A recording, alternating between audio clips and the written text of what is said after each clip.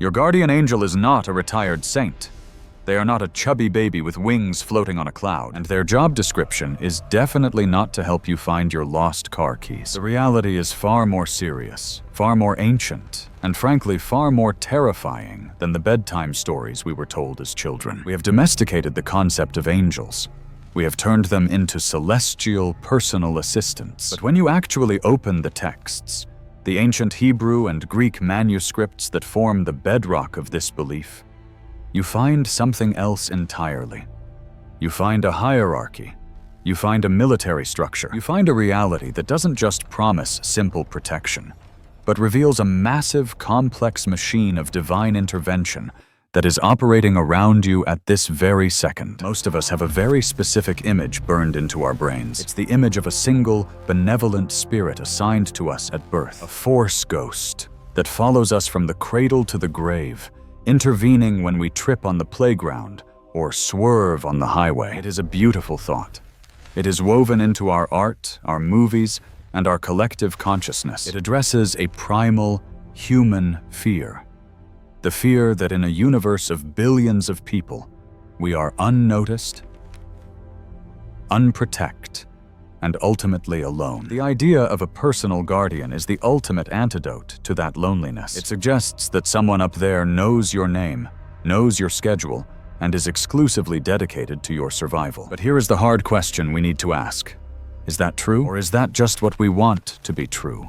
Because if you peel back the layers of tradition, if you strip away the Renaissance paintings and the Hollywood scripts, and you look at the raw data of the Bible, the picture changes. It shifts from a story about a personal bodyguard to a revelation about a cosmic army. The truth isn't that you are less protected than you thought. The truth is that the system of protection is vastly more dynamic, more powerful, and more complex than a one-to-one assignment. To understand this, we have to look at where this idea came from. It didn't start with Christianity. Go back to ancient Mesopotamia. Go back to the cradle of civilization. People believed in personal gods, minor deities that you could lobby to advocate for you with the big gods. Humans have always been desperate for a personal connection to the divine. We crave an advocate. By the time we get to the early church fathers, like Jerome, and later the medieval giant Thomas Aquinas, this hunger for personal protection began to merge with Scripture. Aquinas, one of the smartest men to ever live, spent a massive amount of time mapping out the physics of angels. He argued for individual guardianship. This solidified into doctrine. The Catholic Church, in paragraph 336 of the Catechism, is explicit. Every believer has an angel as a protector and shepherd. This is history. This is tradition. And it is valid.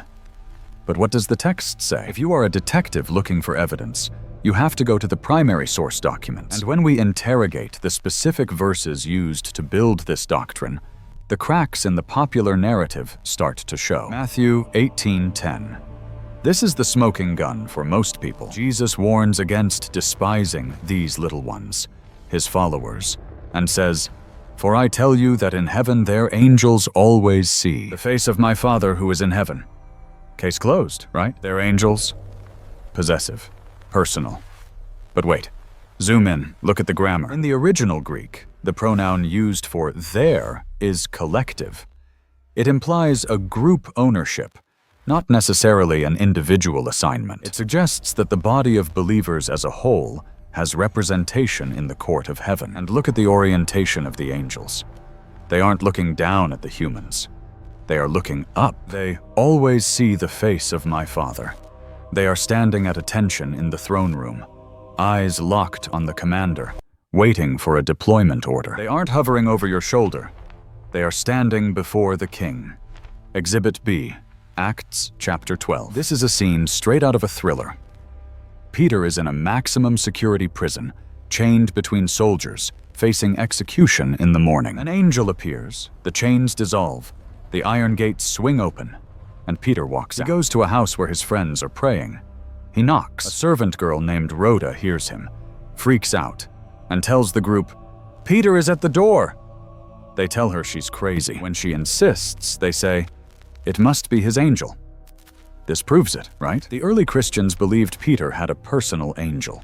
Yes, it proves they believe. But we have to distinguish between what the Bible records people saying and what the Bible teaches as truth. The text is reporting a conversation. It shows that the Jewish tradition of personal angels was popular in that room. It does not necessarily endorse that belief as a theological fact. It's a snapshot of a culture, not necessarily a prescription of doctrine. Then there is Psalm 91. For he will command his angels concerning you to guard you in all your ways. It is comforting. It is powerful. But read it carefully. He will command his angels. Plural. It doesn't say he will command your specific angel.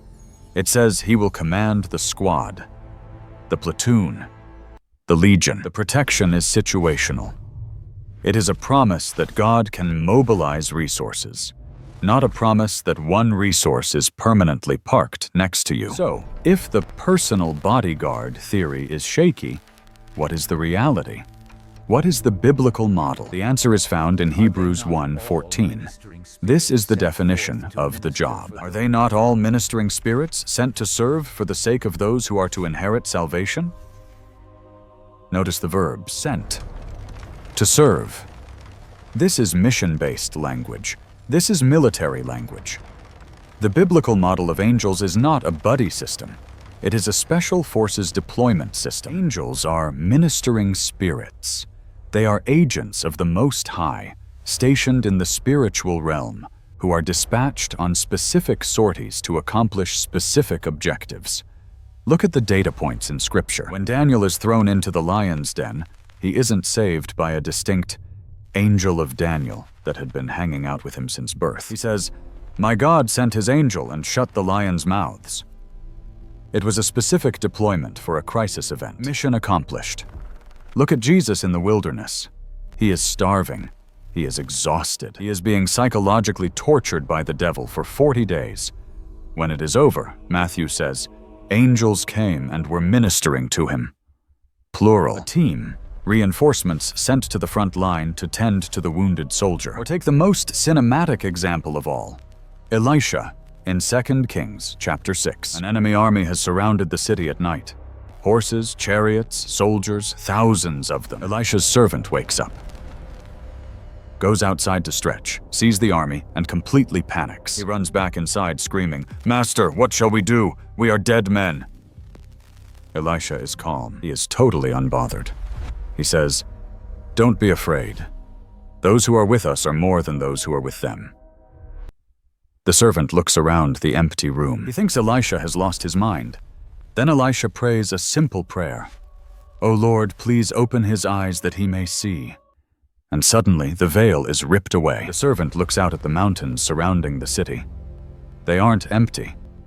They are burning. The hills are filled with horses and chariots of fire, an entire heavenly battalion encircling the enemy. It wasn't one guardian angel standing next to Elisha holding a shield. It was the heavy artillery of heaven. It was a massive, coordinated defensive perimeter established by God. This is the shift we need to make. We need to stop thinking about my angel and start thinking about God's army. The hierarchy of heaven is not designed around our comfort. It is designed around God's sovereignty. We know there are ranks. We know about archangels like Michael, the warrior prince. We know about seraphim, the burning ones who circle the throne. We know about cherubim, the guardians of the holy places. This is a complex, ordered monarchy, and the most important thing to remember is the chain of command. Angels do not freelance. They don't look down, see you stumble, and decide on their own to catch you. Remember Matthew 18? They always see the face of my Father. They are looking at God. They move when He speaks. They act when He commands. This sounds restrictive, but it is actually the most liberating truth you can hear. Why? Because it means your safety doesn't depend on a mid-level spiritual manager. It depends on the CEO of the universe. When you are in trouble, you don't need to hope your guardian angel is paying attention. You appeal directly to the throne. You pray to the Father, and He, who possesses infinite knowledge and sees every nanosecond of your life, has the authority to dispatch one angel, 12 angels, or 12,000 angels to your side. We have to be careful here. Colossians 2:18 gives us a strict warning. Do not worship angels. Do not become obsessed with them. They are fellow servants. They are tools in the hand of the Master. Our confidence, our trust, and our prayers must always be directed at the God who commands them, not the beings themselves. So, where does this leave us? Does anyone actually have a guardian angel? Here is the nuance. The Bible does not explicitly promise that every single human gets one specific angel for life. However, it does reveal a God who is intimately involved in the details of our lives. It is entirely possible, within God's sovereignty, that He assigns specific angels to watch over specific people for seasons, for years, or yes, even for a lifetime. We cannot put God in a box. But we also cannot claim a promise that Scripture doesn't explicitly sign in blood. But I would argue that the biblical reality is better than the myth. The myth gives you one friend. The reality gives you access to an entire kingdom. You don't just have a bodyguard. You have the horses and chariots of fire. You have the ministering spirits waiting in the wings. The next time you feel alone, the next time you feel the weight of the world crushing you, don't just imagine a gentle spirit standing behind you. Open your spiritual eyes. Remember the mountains around Elisha. Realize that your life is played out on a stage surrounded by a great cloud of witnesses and defended by a God who commands the armies of heaven. You are watched. You are known. And you are protected by a power far greater than anything you can imagine. If you want to know more about exactly who is in that army, the difference between a seraphim and a cherubim, and why it matters, you need to click this video right here. We break down the ranks of heaven in a way you've never seen before. Click it, and I'll see you there.